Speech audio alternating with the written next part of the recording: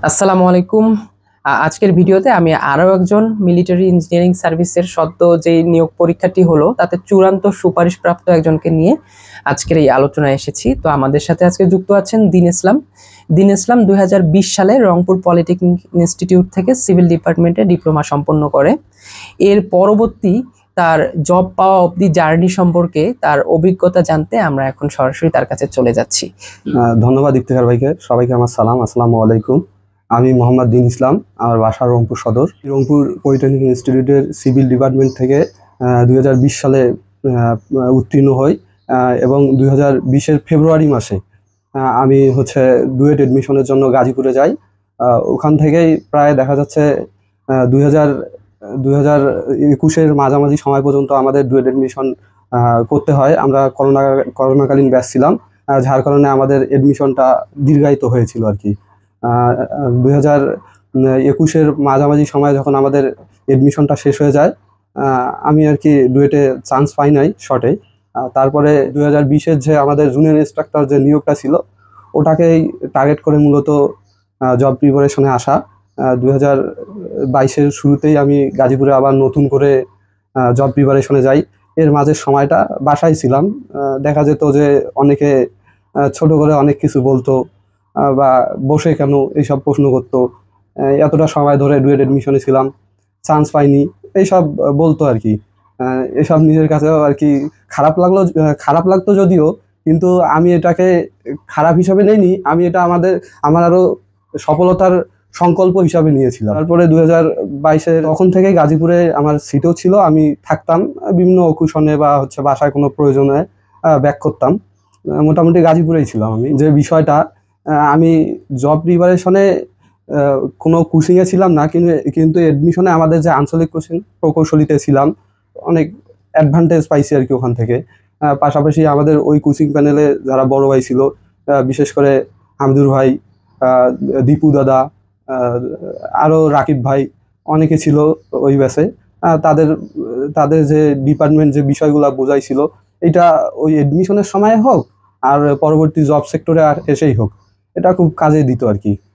ওই সময় আমার সব বিষয়গুলো সুন্দর করে নোট করা ছিল, যেগুলো আমাকে পরবর্তী সময়ে খুব স্বল্প সময় আমার যে কোনো একটা জবের পরীক্ষার জন্য ভালোই সাপোর্ট করতো। আমার অল্প সময়ে সবকিছু সাবজেক্ট শেষ হয়ে যেত। অর্থাৎ ওই ডুয়েট অ্যাডমিশন কোচিং এর মাধ্যমে ডিপার্টমেন্টটা তোমার টোটালি ক্লিয়ার হয়ে গেছিল। মোটামুটি সব সাবজেক্ট তো আমাদের ওই ডুয়েট এডমিশনে লাগে না, এর বাইরেও তো কিছু থাকে জবের জন্য পড়তে হয়। ওই সাবজেক্টগুলো পরবর্তীতে আমার ফ্রেন্ড ছিল, ওদের কাছ থেকেই আর কি টুকটাক দেখাই নিতাম। আবার কয়েকটা বইও ফলো করতাম ওখান থেকেই সুন্দর করে, যার কারণে তোমাকে জব প্রিপারেশনের জন্য কোনো কোচিং করতে হয় না, বেগ পেতে হয়নি ওইভাবে। তোমার মতামতটা কি, যে কোচিং কি খুবই দরকার জব প্রিপারেশনের জন্য?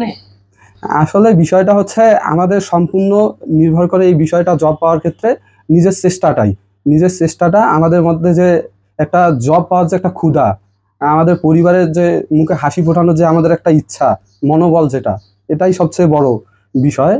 তার মধ্যে দিক নির্দেশনার কিছু বিষয় থাকে, যেগুলো এখন আমাদের ইফতিখার ভাই আছে, এরকম অনেক বড় ভাই আছে, শাহিন ভাই আছে, যারা এইসব বিষয় এখন আমাদেরকে অবহিত করে।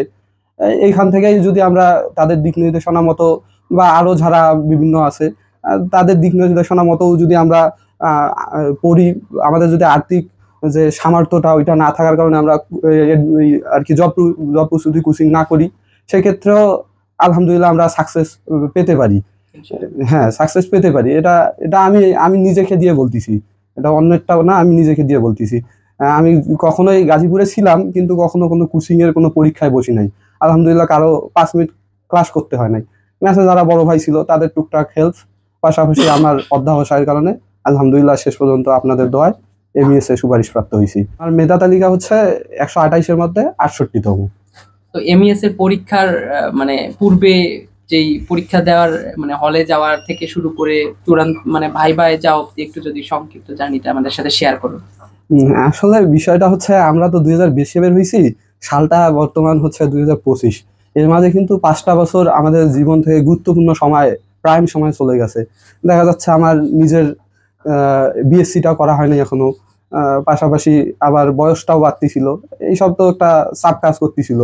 মোটামুটি আমি যে প্রয়োজনীয় যে মূল বইগুলো ছিল আমি আসলে ডিপার্টমেন্টের জন্য পাইনিয়ারটা বেশি পড়তাম, পাশাপাশি জিমওয়ালাও পড়তাম। প্রযুক্তির শেষে অল্প কিছু এমসিকিউ ছিল, সেটাও দেখতাম। পাশাপাশি যে হাইড্রেশন বইটা, ওটাও মোটামুটি ফলো করতাম। যখন আর কি ইংরেজিতে প্রশ্ন আসে জি জি জি, তো ওইটা আমি খুব ভালো করেই পড়তাম। আলহামদুলিল্লাহ, নন তো আমার অনেক আগ থেকেই খুব বেটার ছিল আর কি। নন পার্টটা আমার অনেক ভালো ছিল। ননের জন্য কি কি পড়তা তুমি? ননের জন্য মূলত প্রফেসর যে ডাইজেস্ট ডাইজেস্ট বইটা ছিল ওটা পড়তাম। প্রফেসরের বিশেষ প্রশ্ন ব্যাংকটাও পড়তাম। পাশাপাশি তারপরে ধারাবাহিকভাবে জর্জ সিরিজ এবং হচ্ছে প্রফেসরের যে সিরিজ বইগুলো, MP3 বইগুলো, ওগুলো আমার ক্যাপাবিলিটি অনুযায়ী ধীরে ধীরে আমার সময় যাওয়ার সঙ্গে সঙ্গে এইসব আমি আর কি বাড়াইতাম। যেমন প্রথম অবস্থায় আমি জর্জের এই বাংলা ওটা পড়তাম। পাশাপাশি হচ্ছে বাংলাদেশের বিষয়াবলী, ওটাও আমার জর্জের কেনা MP3। ইংলিশটা পড়তাম কম্পিটিটিভ এক্সাম, ম্যাথ বইটা ওইটা খায়রুল বেসিক ম্যাথটাই ফলো করতাম। পরবর্তীতে আবার বিভিন্ন পরীক্ষায় দেখলাম যে আসলে আমি কিছু প্রশ্ন পাচ্ছি না। এই পাচ্ছি না থেকে এটা আসলে আমি কিভাবে সলভ করব, এই বিষয়টা আমাকে ভাবায়। তারপরে ওই একই সিরিজ, একই বই, কয়েকটা প্রকৌশলীর পড়া শুরু করি। মোটামুটি সব মোটামুটি কমন পড়তেছিল। এখন হয়তো বা 2-4টা পাচ্ছিলাম না, কিন্তু বাকি সবগুলাই দেখা যাইতো যে কমন পড়তো। প্রথম অবস্থায় যে একটা সিরিজ পড়ার পর আমার হচ্ছে জড়তা কাজ করতো বা হচ্ছে কনফিউশন জাগতো, এইটা ধীরে ধীরে কয়েকটা 2-1টা সিরিজ ফলো করার ফলে প্রকাশনীর বই আমার এইটা জড়তাটা কেটে গেছিল। আচ্ছা, আমি তোমার কাছ থেকে যতদূর শুনেছি যে তুমি জেনারেল ম্যাথটা অনেক ভালো পারো, তাহলে আর ইংরেজিটা তোমার কেমন ছিল? আর আমি যতদূর জানি তুমি আইবিএ প্যাটার্নে আর কি একাধিক পরীক্ষায় উত্তীর্ণ হয়েছো। আইবিএ প্যাটার্নে যেহেতু আমাদের অনেকগুলো পরীক্ষা হয়, সেহেতু অনেকের মানে জিজ্ঞাসা থাকে। তো আইবিএ মূলত বাংলা কিংবা ইংরেজি ভোকাবুলারি টাইপের জিনিসগুলাই বেশি করে। জি জি জি। তা আমি তোমাকে এখন জিজ্ঞাসা করবো, ইংরেজিতে তুমি কেমন ছিলে, আর ম্যাথে তুমি ভালো করার ব্যাপারে কোন জিনিসটাকে তোমার মানে স্ট্রেংথ হিসেবে বিবেচনা করবা, যে এই কারণে আমি ম্যাথে ভালো পারতাম? তুলনামূলক আমরা হচ্ছে যারা সিভিল ডিপার্টমেন্টে থাকি, তারা ম্যাক্সিমামই বিপিএসসির প্রস্তুতি নেই। এটা সবার ক্ষেত্রেই হয়, আমাদের যেহেতু পরীক্ষা বিপিএসসির বেশি, আমরা বিপিএসসির প্রস্তুতিও নেই। কিন্তু হচ্ছে বিষয়টা হচ্ছে আইবিএ প্যাটার্নটা তুলনামূলক বিপিএসসি প্যাটার্ন থেকে একটু আলাদা। আবার দেখা যাচ্ছে যে আমাদের যে 20 মার্ক থাকে হচ্ছে ম্যাথ, মোটে প্রিলিতে আমাদের পরীক্ষা হয় হচ্ছে 100 মার্কের 80টা প্রশ্ন থাকে। সেখানে হচ্ছে বাংলা থাকে 20, ইংরাজি 20, আর জিকে থেকে থাকলো 20, আর আপনার ম্যাথ থেকে থাকে হচ্ছে 20। ম্যাথের পুরো পার্টটাই মূলত পাটিগণিত থাকে। আমি যখন প্রথম ফার্স্ট আচ্ছা রাজুকে টিকলাম প্রিলিতে, ওখানে আমার 20টার মধ্যে আমি 19টা ম্যাথ করছিলাম, আমার 18টা হয়েছিল, একটা ভুল হয়েছিল আর কি। আর হচ্ছে যে বিষয়টা, ম্যাথের জন্য আমি খায়রুল বেসিক ম্যাথটা পড়তাম। আমি আবার পড়তাম একদম মোটামুটি সব ম্যাথই দেখার চেষ্টা করতাম। আর প্রথম অবস্থায় করতামও, প্রতিটা ম্যাথই টাচ করতাম। আর হচ্ছে ম্যাথগুলো আমি যখন পড়তাম, সেক্ষেত্রে একই একই একই ধারার যে ম্যাথগুলো ছিল, এদের মধ্যে যেটা বেশি ইম্পর্টেন্ট ছিল ওইটা আমি গোল দাগ দিয়ে প্র্যাকটিস লিখতাম। আর দেখা যাইতো যে কোনো একটা ম্যাথ হালকা বাঁচতিছে, আমি দেখলেই ওটা পারবো, না করলেও ওইটা হচ্ছে সি লিখে রাখতাম। পরীক্ষার আগে আমি শুধু ওই যে প্র্যাকটিস লিখে রাখলাম বা সি লিখে রাখলাম, ওইটা হচ্ছে দেখা যাইতো যে 2-1 দিনের মধ্যেই আমার শেষ হয়ে যেত, পুরো ম্যাথ বইটাই শেষ হয়ে যেত। আচ্ছা, আর ইংরেজিতে তুমি কেমন ছিলে? ইংরাজিতে বলতে গেলে সবারই তো ডিপ্লোমা স্টুডেন্টদের একটু এই বিষয়টাই দুর্বলতা। মোটামুটি আমি এমইএসও 10-এর মধ্যে আর কি 6 পাইছিলাম। অন্যান্য বিষয়গুলোর তুলনায় একটু এটা কম বেটার ছিলাম। আচ্ছা, বুঝতে পেরেছি।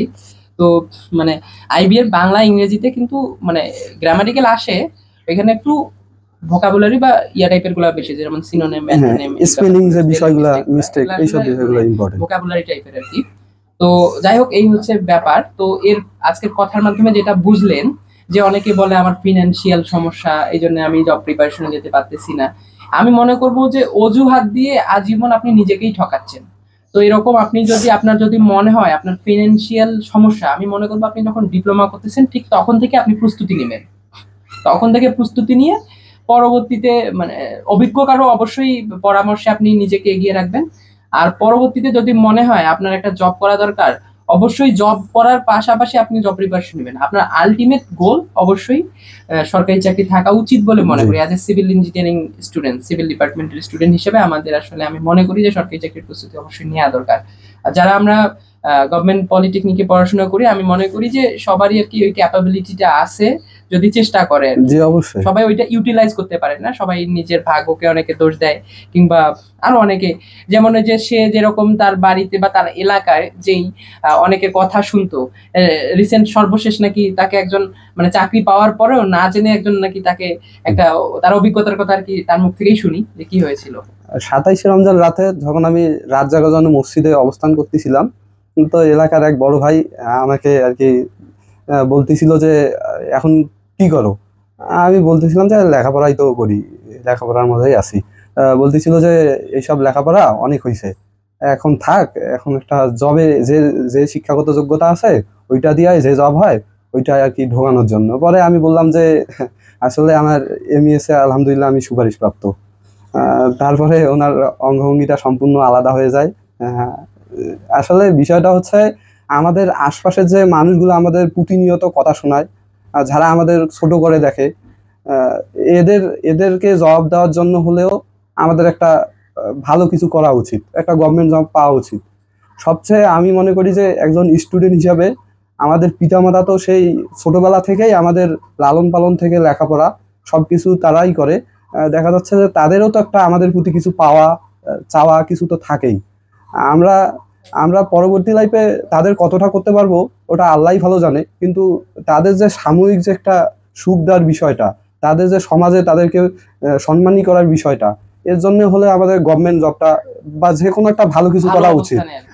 আমি যখন সর্বশেষ এমইএস এ সুপারিশপ্রাপ্ত হই, আমার মা আমাকে জড়াই ধরে কান্না করতেছিল, কোনো কথা বলতেছিল না, খালি কান্না করতেছিল। কারণ জানে আমার জার্নিটা 2020 থেকে 25 পর্যন্ত কতটা কতটা কষ্টের ছিল, এবং উনি আমার প্রতি মুহূর্তে আহ, মূলত হচ্ছে বিভিন্ন উপায়ে আমার মার সঙ্গে কথা বললে আমার মনে হইতো যে পৃথিবীর মধ্যে সবচেয়ে ভালো সন্তানটা মনে হয় আমি। তার কথাবার্তা আমার এমনটা মনে হইতো। কখনো আমাকে উনি অনুৎসাহিত করে নাই বা বলে নাই যে জব পাবি না বা জব হবে না। আমাকে শুধু বলে যে আসক্ত আল্লাহর কাছে ইবাদত করবি আর লেখাপড়াটা কন্টিনিউ করবি, রেগুলার লেখাপড়াটা করবি। আমি আলহামদুলিল্লাহ এতটুকু বলতে পারি, আমার লেখাপড়ার খরচ ছোটবেলা থেকেই আমার বড় ভাই চালায়। আমি আসলে পরিবারে একটা টাকাও আমি মানে খারাপ পথে ব্যয় করি নাই। সর্বোচ্চ চেষ্টা করেছি ইউটিলাইজ করার জন্য, যেটা আমরা অনেকেই দেখা যাচ্ছে ডিপ্লোমা পড়তেছি, কিংবা অনেকে দেখি যে গাজীপুর গিয়েও মানে ঘুরে বেড়াচ্ছে, ইচ্ছা মতো টাইম লস করতেছে। তো তাদের আর কি আমি মনে করি এই মুহূর্ত থেকেই তোমাদের ভাবার সময় যে আসলে তোমরা যে দৈনন্দিন যে সময়গুলো ব্যয় করতেছো, কতটুকু তোমার বাবা মায়ের স্বপ্ন বাস্তবায়নে ব্যয় করতেছো, কিংবা কতটুকু সময় নিজের স্বপ্ন বাস্তবায়নে ব্যবহার করতেছো, এই জিনিসগুলো অবশ্যই প্রত্যেক সন্তান হিসেবে আমাদের আসলে এই জিনিসগুলো সিরিয়াস থাকা দরকার। হয়তো সব বাবা মা ওইরকম করে সাপোর্ট নাও করতে পারে, কিন্তু বাবা মায়েদের দোয়া আমাদের সাথে সবসময় থাকে। তো আমি মনে করব সবাই নিজ অবস্থান থেকে বাবা মায়ের স্বপ্ন পূরণে তথা নিজের স্বপ্ন পূরণে চেষ্টা করা উচিত, এটা একটা ব্যাপার। আর দ্বিতীয়ত সে যেটা বলেছে যে আমরা একটা কথা প্রায়ই শুনে থাকি যে silence is the best revenge. তো অবভিয়াসলি আমরা আসলে মানুষের সাথে তর্কে লিপ্ত না হয়ে আমরা আমাদের নিজের কাজের মাধ্যমে আমরা আমাদের নিজেকে মানে মানুষের মাঝে প্রমাণ করে দিতে পারি। আর অবশ্যই নিজেদের অবশ্যই ওই নম্রতা থাকা দরকার, ভদ্রতা থাকা দরকার, যে আমি সরকারি চাকরি পেয়েছি, আমি সরকারি কর্মকর্তা, আমি গেজেটেড কর্মকর্তা, বা আমি অমুক, এই জন্য যে মানুষকে হিউমিলিয়েট করব, হেয় করব, এটা না। অবশ্যই হাম্বল হতে হবে। আর চেষ্টা করতে হবে নিজে যতটুকু জ্ঞান আছে, যদি এরকম অনেক উৎসাহী আছে যারা শিখতে আগ্রহী, তাদের মাঝে যদি শেয়ার করা যায়, আমি মনে করব যে তোমার যদি অভিজ্ঞতা বা জ্ঞান মানুষের সাথে শেয়ার করো, এই জিনিসটা আরো সমৃদ্ধ হয়, সবার কাছে ছড়িয়ে যায়। এইভাবেই আর কি আমাদের চারপাশটা সুন্দর হয়ে ওঠে। তো ধন্যবাদ দিন ইসলামকে আমাদেরকে সময় দেওয়ার জন্য। আর তার সর্বাঙ্গীন মঙ্গল কামনা করছি, ভবিষ্যৎ তার সুন্দর হোক। ধন্যবাদ দিন ইসলামকে।